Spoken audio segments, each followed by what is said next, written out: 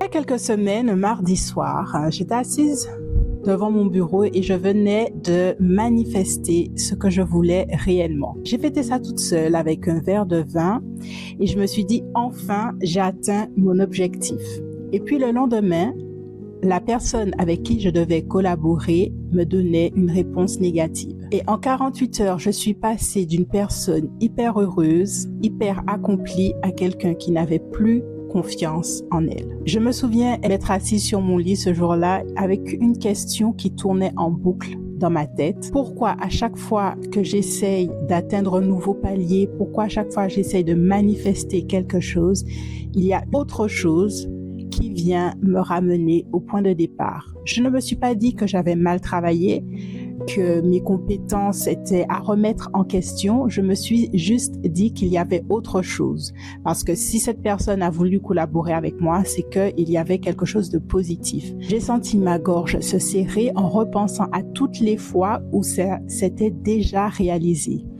Un client qui annule une opportunité qui, au final, ne se réalise pas, un compte en banque qui grimpe puis redescend, presque comme si ça obéissait à une loi invisible, une confiance qui s'effondre pile après le premier vrai succès.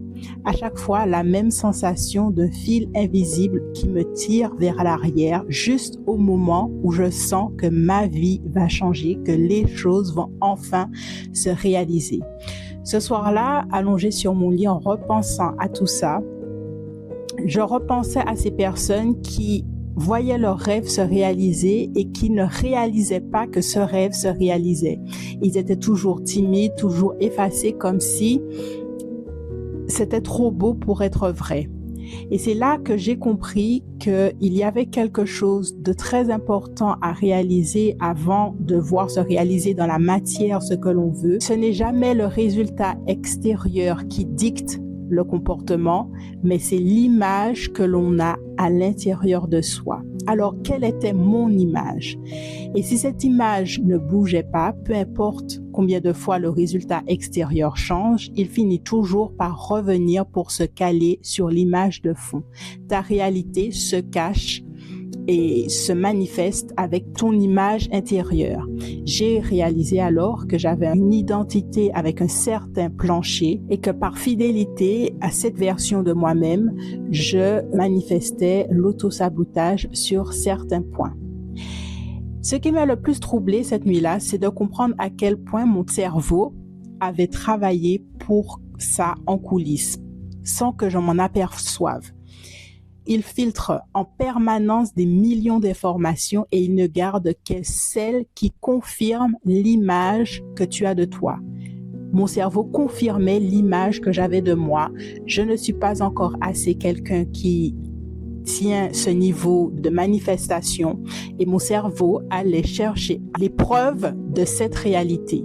Et ce mail, cette nuit-là, que j'ai relu au moins 10 fois, était la manifestation de l'image que j'avais à l'intérieur de moi. C'est là que j'ai compris pourquoi je n'arriverai jamais à dépasser durablement cette identité à coup d'effort seul. Le mental ne gagne jamais le subconscient. Tant que l'image de fond que j'avais ne bougeait pas, tout le reste, la stratégie, la discipline, le travail finit par s'effondrer contre ce mur invisible. Alors, je me suis fait la promesse qu'il fallait que je commence le vrai travail. J'ai commencé à faire les choses différemment. J'ai arrêté de ressasser ce qui venait de se passer. Ça paraissait presque anodin, dit comme ça, et je me suis rendu compte que chaque fois que je repassais en boucle l'annulation, la déception, l'injustice de la situation, je confirmais à mon cerveau que j'étais cette version de moi qui perd ce qu'elle vient de gagner. J'ai choisi à la place de nommer ce qui allait déjà bien, la gratitude, le fait que j'avais été capable de proposer une offre, que j'avais proposé quelque chose qui a attiré le regard, qui a donné envie, même si elle s'est rétractée ensuite. Cette gratitude, un peu forcée au début, est devenue une nouvelle fréquence. J'ai repensé à toutes les fois où j'étais restée bloquée des mois durant à un même chiffre d'affaires, opportunité, et que malgré tous les changements, je faisais toujours l'offre, le discours, la stratégie qu'il fallait. Le déclic n'est jamais venu de l'extérieur, il est venu le jour où j'avais arrêté de vivre chaque bonne nouvelle comme une exception et que j'avais commencé à me dire c'est normal, c'est ma nouvelle réalité et ça va continuer comme ça. J'ai compris cette nuit-là que tant qu'un résultat me surprend, une part de moi reste attachée à l'ancienne version de moi. J'ai cessé de m'étonner et c'est devenu mon nouveau plancher, ma nouvelle vision, mon nouveau niveau de manifestation. J'ai aussi réalisé que 99% de ce que j'appelais mon identité à cette époque n'était en réalité que ça, du passé porté au présent, rejoué encore et encore sans que je ne le voie. Je me suis imaginé un soir face à moi-même, portant, sans même le vouloir, plusieurs couches, des armures, des masques, je ne suis pas encore prête pour ce niveau, ce n'est pas encore pour moi, toutes les excuses que tu te dis et que c'était des croyances qui m'ont protégée à un moment donné de ma vie, mais qu'il était temps enfin de déconstruire tout ça et qu'elle m'empêchait d'atteindre le niveau suivant, ma manifestation, ce que je voulais réaliser. Et j'ai compris que je pouvais les retirer une à une, pas en me forçant, mais en les reconnaissant simplement et en choisissant de ne plus les porter. Alors si toi aussi tu vis avec ce fil invisible qui te ramène à chaque fois au même niveau habituel que tu essayes de dépasser, sache qu'il faut travailler déjà au niveau de l'image que tu as de toi-même à l'intérieur de toi.